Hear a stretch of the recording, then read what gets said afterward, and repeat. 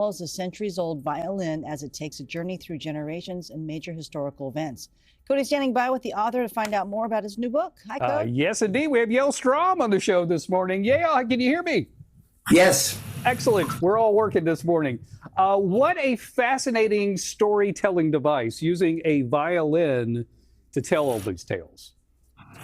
Yeah, well, I'm an ethnographer, and I focused on collecting old Jewish music, Romany music in Eastern Europe, starting when it was still the East Bloc, and of course today after the Berlin Wall, Eastern Europe. And I've written books, and I've done plays and documentary films, and et cetera, et cetera. And then during the pandemic, when many of us found we had a little bit of extra time, particularly artists that often go in front of live audiences like myself, I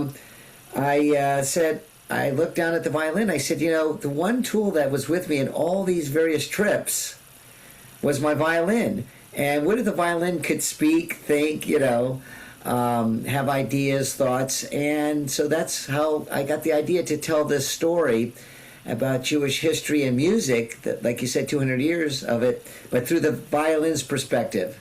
I think it is fascinating. It is a fascinating tale. But one thing I didn't know anything about that I learned from the book was the Yiddish cabarets in Poland. Tell us about Yiddish cabarets. Yes, well, in the interwar period, Yiddish began to really thrive in Poland. Yiddish literature, theater, and the cabarets were light theater. Could be a small little short piece, or just music, storytelling, and it wasn't just for Jews. Anybody came and they loved it, and particularly because of the music. And there were Polish Catholics that spoke and understood Yiddish, as well as, of course, Jews speaking fluent Polish. So sometimes there was no language barrier. But the one language that is international, the lingua franca, truly is music.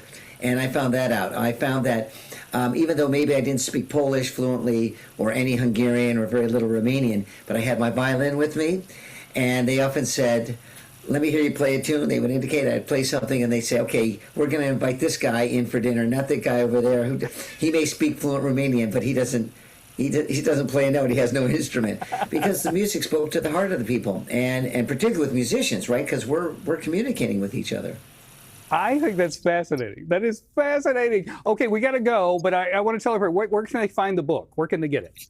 Online for sure, bookstores, Amazon, Barnes & Noble. Just put in the autobiography, the Offenbacher, right there, Yale Strom, and it will come up. And it's published out of England. And please, check it out. I think you'll find it a fast, adventurous read.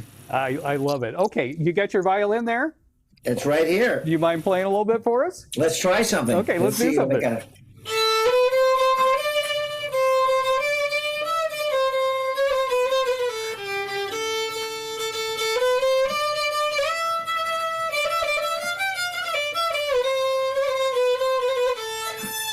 Oh, fantastic! Fantastic! Thank you, Yale. Appreciate it.